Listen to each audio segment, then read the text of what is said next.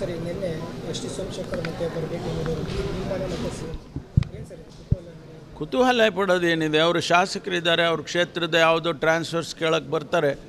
ಈಗ ನಮ್ಮಲ್ಲಿ ಎಲ್ಲರೂ ಬರ್ತಾರೆ, ಅಪೋಸಿಷನ್ನವರು ಕೂಡ ಬರ್ತಾರೆ. ಅವರ ಕ್ಷೇತ್ರಗಳಲ್ಲಿ ಯಾರೋ ಸಬ್ ಇನ್ಸ್ಪೆಕ್ಟ್ರನೋ ಯಾರೋ ಇನ್ಸ್ಪೆಕ್ಟ್ರನೋ ಟ್ರಾನ್ಸ್ಫರ್ ಮಾಡಬೇಕು ಅಥವಾ ಅವ್ರಿಗೆ ಬೇಕಾದವ್ರನ್ನ ಹಾಕಿಸ್ಬೇಕು ಅಂತೇಳಿ ಕೇಳೋದಕ್ಕೆ ಬರ್ತಾರೆ. ಅದೇ ರೀತಿ ಸೋಮಶೇಖರರು ಮತ್ತು ಹೆಬ್ಬಾರ್ ನಿನ್ನೆ ನಮ್ಮ ಮನೆಗೆ ಬಂದಿದ್ದರು. ಅದರಲ್ಲಿ ಹೆಚ್ಚಿನ ಅರ್ಥ ಕಲ್ಪಿಸೋ ಅಂಥ ಅಗತ್ಯ ಏನಿಲ್ಲ.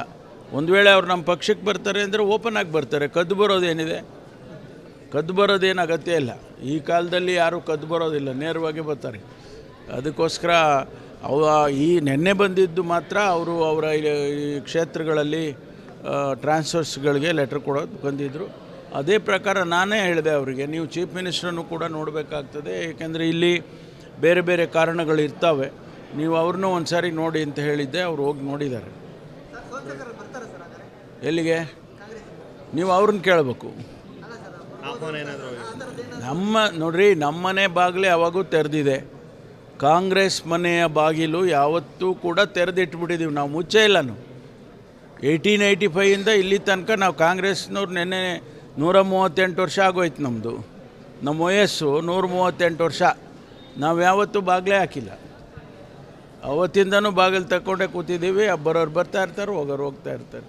ಲೋಕಸಭಾ ಚುನಾವಣೆ ತುಮಕೂರು ಮನೆ ಸಭೆ ಆಗಿರ್ತಕ್ಕಂಥದ್ದು ಕೃಷ್ಣ ಬೈರೇಗೌಡರು ಬಂದು ಹೋಗಿದ್ದಾರೆ. ಅವರು ಯಾರ ಹೆಸರನ್ನ ಸೂಚನೆ ಮಾಡಿದ್ದಾರೋ ಗೊತ್ತಿಲ್ಲ ನನಗೆ. ಅದು ಕಾನ್ಫಿಡೆನ್ಷಿಯಲ್ ಆಗಿ ಅಧ್ಯಕ್ಷರಿಗೆ ಸೀಲ್ಡ್ ಕವರ್ನಲ್ಲಿ ಕೊಡ್ತಾರೆ. ಸೀಲ್ ಕವರಲ್ಲಿ ಏನಿದೆ ಅಂತೇಳಿ ಅಧ್ಯಕ್ಷರಿಗೆ ಮತ್ತು ಅವರಿಬ್ಬರಿಗೆ ಗೊತ್ತಾಗೋದು, ನಮಗೆ ಗೊತ್ತಾಗೋದಿಲ್ಲ. ಸರ್, ಲೋಕಸಭೆ ಚುನಾವಣೆ ಅಷ್ಟೇ DCM ಸ್ಥಾನ ಆಗಬೇಕು ಅನ್ನೋದು ಮತ್ತೆ ಮೊದಲೇ ಸತೀಶ್ ಜಾರಕಿಹೊಳಿ ಅವರು ಹೈಕಮಾಂಡ್ ಒತ್ತಡ ಆಗ್ತಾ ಇದ್ದಾರೆ. ಸಮುದಾಯಕ್ಕೊಂದು DCM ಸ್ಥಾನ ಕೊಡಿ ಅಂತ 3 DCM ಕೊಡಬೇಕು ಚರ್ಚೆ ಆಗ್ತಾ ಇದೆ ಸರ್. ಏನಾದರೂ ಅಷ್ಟು ಒಳಗಡೆ ಆಗುತ್ತೆ ಅಂತ? ಇಲ್ಲ, ಅದು ಅವರ ಅಭಿಪ್ರಾಯ ಹೇಳಿದ್ದಾರೆ. ಅದರಲ್ಲಿ ತಪ್ಪೇನಿದೆ?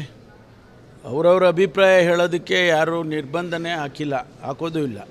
ಅವರ ಅಭಿಪ್ರಾಯನ ಹೋಗಿ ಹೈಕಮಾಂಡಿಗೆ ಸತೀಶ್ ಜಾರಕಿಹೊಳಿ ಅವರು ತಿಳಿಸಿದ್ದಾರೆ. ಅದನ್ನು ಕನ್ಸಿಡರ್ ಮಾಡೋದು ಬಿಡೋದು ಹೈಕಮಾಂಡಿಗೆ ಬಿಟ್ಟಿರೋದು. ಅಲ್ಲ, ಆದರೆ ಆಗ್ಬೋದು.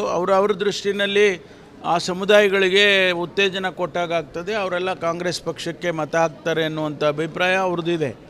ಅದನ್ನು ಅವರು ಹೈಕಮಾಂಡ್ನವರು ವಿಶ್ಲೇಷಣೆ ಮಾಡಿ ಪರಿಶೀಲನೆ ಮಾಡಿ ಅದನ್ನು ಮಾಡಿದರೆ